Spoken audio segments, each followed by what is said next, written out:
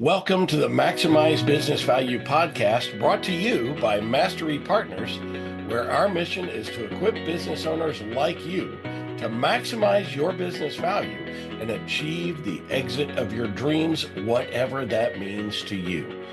With insights gained from over 100 business transactions, we share real-world strategies, lessons, and expert advice to help you build long-term sustainable value in your business. Each episode is hosted by one of our Mastery certified partners. They're seasoned experts who've helped countless business owners navigate the complexities of growth, scaling, and building value. They bring first-hand experience, actionable insights, and a passion for helping you build a business that thrives. So let's dive in.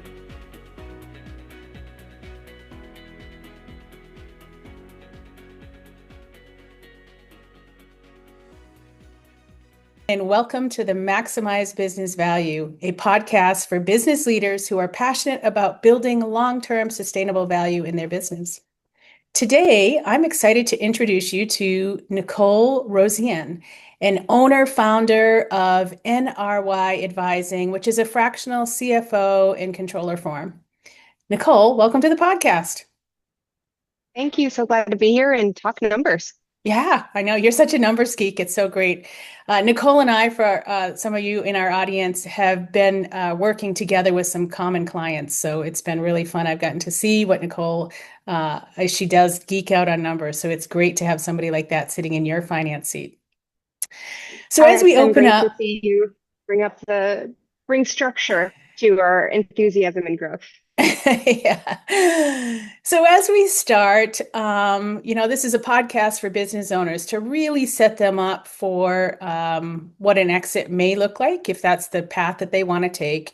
And so there's always a difference between clean books and books that are ready for sellers to take a look at. So what do you think the difference between clean books and due diligent financial ready books would look like?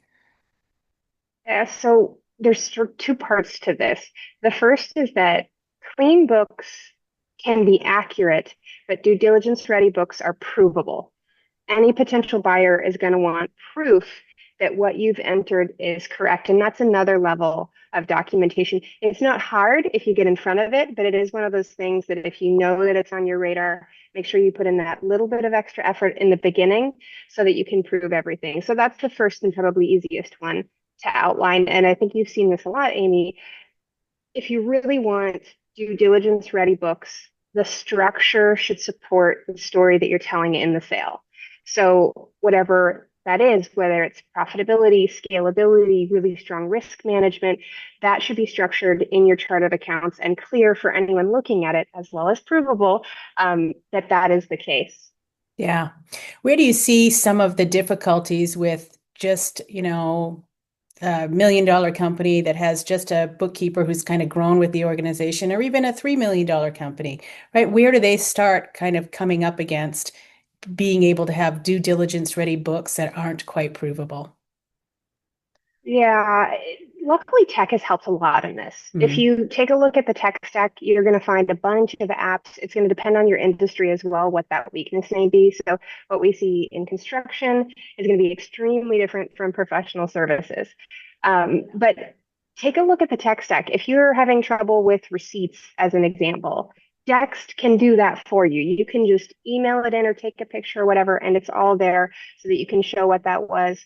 But I think understanding the financials at its core is the simplest and in some ways hardest hurdle to overcome, but really every business owner should be making the investment in themselves to understand what story their financials are telling, whether they're wanting to sell or not. That's something that owners often, if it's working, perfect. I'll focus on other things.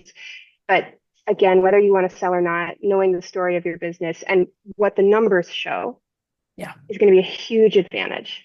Yeah, I see that oftentimes too. The owner of the company really has just relied on somebody else for the numbers and doesn't totally understand the financial picture. And we, as Mastery Partners, exit planning advisors, highly encourage and say it's necessary that you know your numbers. You sit down and you kind of at least have some sort of general financial acumen so you know what's going on in your company. Yeah, so great. So on that same line, how would you structure your chart of accounts to tell a better story that a possible buyer would want to hear? Yeah, so there's a couple of things that I look for just in general. Again, these due diligence things are due diligence because they are highly valuable, especially to someone who might not know the business. And as the owner, you may be functioning up here, and having this stuff in place is really going to help you understand what is or is not happening on the ground. So the simplest thing, if you sell multiple services or multiple products, understand the margins on each of those. Obviously, we're going to start at the simplest, which is cost of goods sold versus expenses. Yeah. The stuff that the money that it costs to sell the thing versus the money that it costs to support the organization as a whole. But down to that product line, there are so many cases where I see strong products undersold because they don't know how profitable they are. And that's sort of being masked by weak products that should probably be culled from the offering to focus on what you do really well. So again, potential buyers are going to be all over that. They're going to want to know how much it costs to make the thing or sell the service, as well as each service line, what that looks like. If you say, oh, I have a custom product, that's fine, but certainly you can segment it into different buyer groups. So we sell a lot of custom services. Obviously, every Yeah. business is different, and yet we can classify it in different ways. Okay, this is mostly bookkeeping, this is mostly controllership, this is mostly CFO. And across the board, I've seen businesses able to do that. So making sure that you understand the margins for each of the things that you sell in addition to the gross margins. Yeah. Yeah. Great advice there for sure. That tells a story all on its own, right? That uncovers growth opportunities, right? When any business, any future buyer, potential buyer for a company wants to see where's the growth, and to be able to show that picture, growth by product mix is highly valuable for sure. Yeah. So as I mentioned when we first started, you and I have some mutual EOS clients together. You sit in the finance seat, and it's been super fun to work with you. So I love being able to have guests on the podcast that I can talk EOS with. And for those of you listening to the podcast, if you aren't familiar with EOS, it stands for the Entrepreneurial Operating System, and it's a way of structuring and operating your company. Can you give us an example? We've done, again, some annual planning together and typically do quarterlies together. Provide an example of how the EOS quarterly planning actually increases business value from your perspective. For me, it increases value in a lot of different ways. The first one and the simplest is key person risk. If you have a key person risk, you're an owner, let's say, or even if you have someone operating, one person operating, they will either on the sale contractually make you continue to work as an employee in more of an earnout type of model, or there will be contingencies on that person staying, and there will be discounts for that, discounts in the valuation. So by involving the leadership team and including them in the accountability, you're already creating a more resilient and forceful organization. So that I think is the absolute simplest and easiest thing about the quarterly. Now let's talk numbers. When we make ourselves put something down, we have to be accountable for that. And it's not always going to hit. That in and of itself is so valuable to a purchaser because you as the owner, you already know what's worked and doesn't work. That's all in here. Again, by reducing the key person risk, but also documenting, okay, this is what works, this is what doesn't, this is what our goals are. Are they aligned? That's another thing. Mm-hmm. Sometimes a person over here is going along on a goal that really has nothing to do with the 1 year or 5 year trajectories. They're just going quarter by quarter whack-a-mole. So I think bringing all of that force together to create a more resilient, clear organization that's achieving the top objectives instead of just setting their own individual objectives is going to give you a much stronger valuation, not only from the perspective of key person and documentation of what worked and what didn't, but also that you're going to be so much more profitable because everyone is actually working on the same thing. That's right. Yeah. It's an aligned force going to the same goal. Yeah.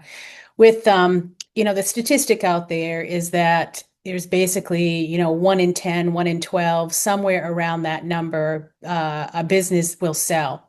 And there's about $14 trillion worth of wealth wrapped up in businesses it's getting ready to transfer in the next 8 to 10, 8 to 10 years. And so with that kind of conversion rate, so to speak, right? We want to make sure that the things that we're working on in our business are aligned. The whole entire leadership team is aligned around that goal for sure. And having said that, having a leadership team in a company that's transferable is incredibly attractive to a buyer. It is very difficult to sell a business that is solely dependent upon the seller, particularly if the seller sits in a sales seat. What happens to the sales when the seller goes? So, yeah.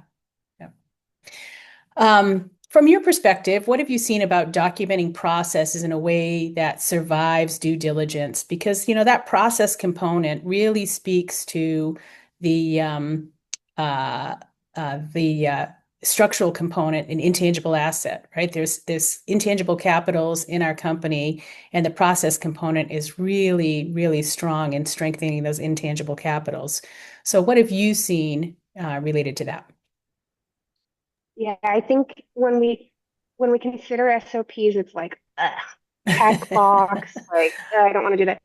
But what I consider it is really more intellectual property, and that's something that's really undervalued. So you either have two opportunities on your hand. One, people are doing it differently. If they're doing it differently because there's not a standard operating procedure, and I think when we look at EOS, they outline it really well. We don't need a click by click. This is everything that you do. Apps change, clients change. What we're looking for is if someone from that field, whatever it is, the role is of that same level, could come in and do that process. That's the level that we're looking for. Yeah. So I know people get a little overwhelmed because they're like, oh, I have to generate a SOP binder that's this thick. No, it's nothing like that. It's just, again, the resilience that if someone were to leave, you have the documentation necessary to have someone step in. That's on the resilience side, but also cross training. That person could get sick. We have no guarantees. So I think that's the first thing. But if you don't have that, how do you know that everyone's not doing this? Doing it the same way. And that Right. is another business risk because again, at the best case scenario, you're underutilizing people because it's very unlikely that everyone is doing that the most optimized way. So again, that's more profit to be unlocked for you. And then again, people don't consider intellectual property at all. And that is a huge bonus. That can give you a huge bump. And you can speak to this more in terms of the valuation. If you have some really slick processes, I've seen businesses purchased really just for that because they treat it like intellectual property and give it the maintenance and care that they would a piece of equipment because it Yeah. has that value, except the intellectual property doesn't necessarily decrease in value. It can actually just increase and increase as you continue to adapt it. Yeah, for sure. Yeah. I mean, we say that 80% of the value of most companies lie in the four intangible capitals, and intellectual property sits in one of those. And those four intangible capitals are the human capital of a company, right? Hey, we've got a great culture and people love coming to work every day and we love working with the people that we are. Let's not discount that. There's that structural capital that I talked about, which is processes and the accountability chart of our organization. How are we structured? Who's doing what? Who's accountable for what? What roles do they play in helping us increase the value and actually deliver the best service to our clients? We've got a customer capital. How well do we take care of our customer and our clients? And do they keep coming back? What's our net promoter score? All of those things really do affect the value of a company that you don't see on a balance sheet, right? Or a profit and loss statement. You'll see a little bit of Absolutely. goodwill and stuff on a balance sheet sometimes, but and then that fourth intangible capital is the social capital. And the VTO speaks to that quite a bit. VTO, for those again who are unfamiliar with EOS, stands for the Vision Traction Organizer. and it's 8 questions to help the leadership team get aligned on the vision, the future vision of the company, and how they're going to get there. So great stuff. I do want to add in just a little plug for Please. client experience and the standard operating procedures. I see a lot of organizations who just through maturity have a very senior level of staff. And when a buyer comes in, there are a lot of cases they're going to want to scale. If there's not standard operating procedures in place regarding the client experience, then that's going to be either very expensive or very difficult, or both. It could be both.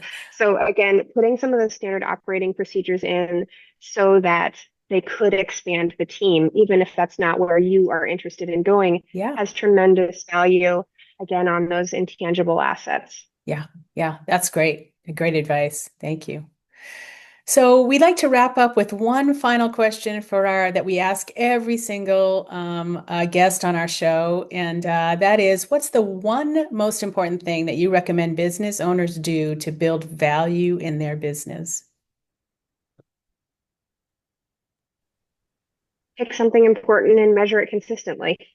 I think that's the biggest thing that I see, and I see it in both directions. Either people are data-holics, and so they're going from one KPI to the next, to the next, to the next, to the next, and tracking the cumulative effect of any one effort becomes very challenging because you haven't measured the same thing over a consistent period of time.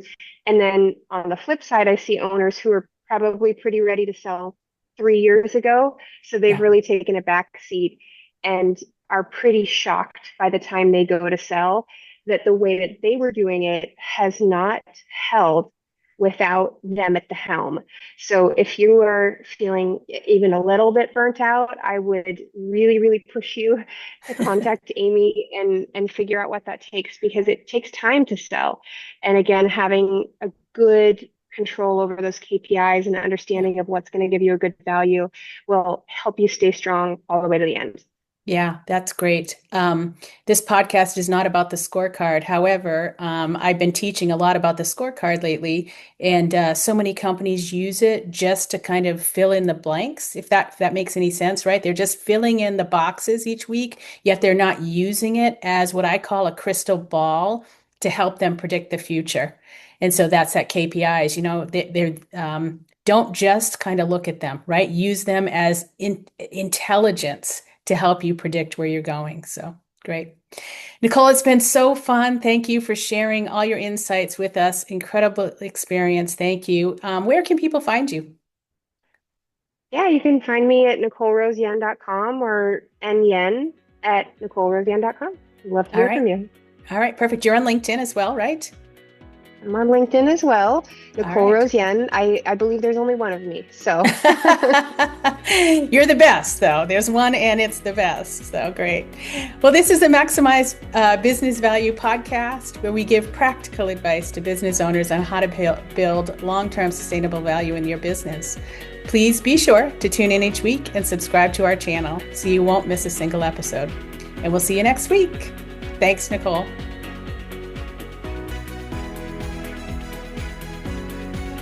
Thanks for joining us for another episode of the Maximize Business Value podcast. I hope today's conversation sparked new ideas on how you can continue driving value in your business. But remember, it's not just about listening. It's about taking massive action. Visit our website, masterypartners.com, for more resources. Grab a copy of any of the books in the Maximize Business Value series on Amazon or via the links below. And don't hesitate to reach out if you want to know how to apply these concepts to your business. So until next time, I'm Tom Bronson, reminding you to relentlessly execute while you maximize business value.